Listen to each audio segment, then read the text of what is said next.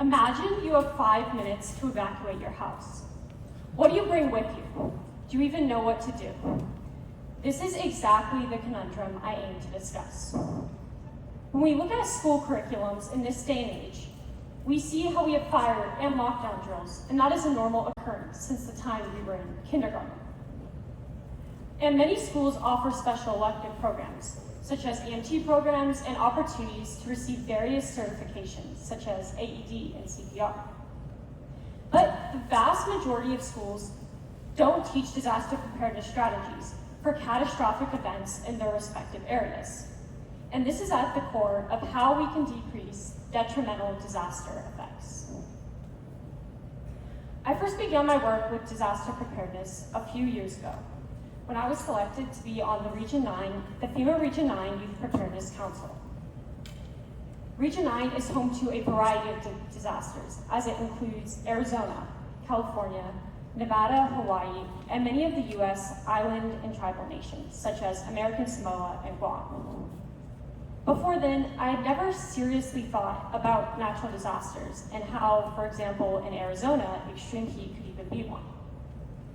Now, the debate as to whether extreme heat qualifies as a disaster, and thus whether it should receive federal funding from FEMA, is a debate between politicians. So let's first look at why, to this point, disaster preparedness courses have been scarce across the US. I recently came across an article with the title, "The Disaster Dozen: The Top 12 Myths of Disaster Preparedness."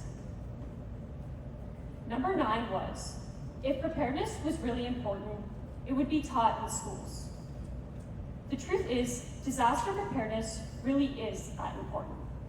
But among other reasons, the lack of expertise, the ever-changing priorities of school systems, and the idea that disaster preparedness that young youth shouldn't be exposed to such a potentially stressing subject has left it out of the school curriculum. When it comes to the lack of expertise, we see the struggle around the country of finding qualified teachers. This is for basic subjects like math and history. So if I were to ask you to raise your hand if you knew someone so well-versed in disaster preparedness that they could teach it, I'm guessing none of you would raise your hands. And before working with FEMA, I wouldn't have either. Then I realized something. If adults were taught disaster preparedness strategies when they were children, they would now be the teachers for the future generation.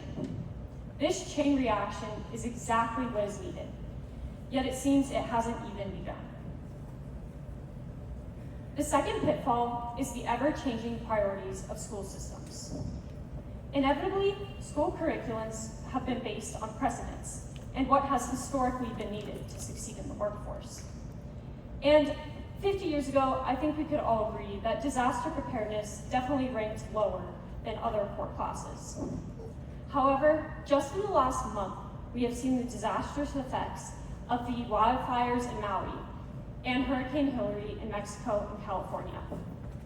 We have poured millions of dollars in federal aid into disaster recovery, yet it seems we're not looking at the problem.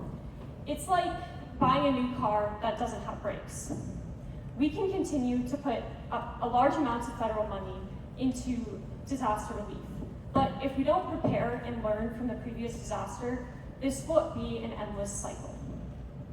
All of a sudden, disaster preparedness shoots up the priority ladder with accelerating climate change. Then we look at the potential stress caused by natural disasters. It's a tough reality to face, and there's no getting around the fact that the population ages 0 to 20 will deal with much of the irreversible effects of climate change. But think about the comfort and value of being prepared. It is shocking how well, children are naturally curious, and it is shocking how well they understand information when it is presented to them fully, rather than taking out ideas that may be sensitive. Now imagine there's a hurricane coming towards your area with intense flooding. Already a bad situation, right? Now think about getting separated from your child. That is 100 times worse.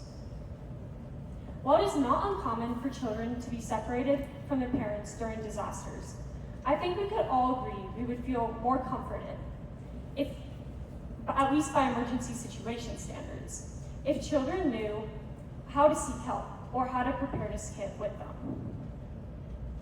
Now I want to look at specifically why disaster preparedness should be implemented in the school curriculum across the US. When I was at FEMA headquarters this summer for the National FEMA Youth Preparedness Council Summit, I was talking with a fellow council member from New York. He's part of a one-of-a-kind school in New York City that goes around to other schools in the area to teach disaster preparedness with simulations as well as certifications. This is what implored me to look at why across the country there's only a few schools that focus on disaster preparedness, and almost none in the Southwest. First, we live in a culturally diverse country where there is always some sort of language barrier. Here in the Southwest, we see how signage in other languages has increased over the last few years to include another dominant language, Spanish. But this is still a very prevalent issue. Let me give you an example. I was in the airport this summer when a woman came up to me and tapped me on the shoulder. She handed me her boarding pass, and I assumed that she didn't know how to find her gate, so I directed her as to where she should go. She wasn't responding, and her son, who couldn't have been more than 5, told me that she didn't speak English and she didn't understand anything that I was saying. So, with my intermediate Spanish skills at best, I managed to help her find the gate. But this outlined one thing for me. In an airport, a hub full of international flyers who speak various different languages, this woman could not simply find her gate because of a lack of signage. The fact is that some kids in the Southwest are the only English speakers in their households, or even their communities, and they must relay important information to their parents. This can be remedied though. This is why, as part of the Region 9 Council and now the National Council, we are working to bring existing FEMA pamphlets and translate them into Spanish, with the hope that they will become more mainstream in the next few years. Additionally, we live in an area where not everyone experiences disasters with the same intensity. Extreme heat is incredibly dangerous for everyone, but especially the vulnerable populations such as the homeless. In most disasters, everyone goes through it together, like a tornado or a hurricane.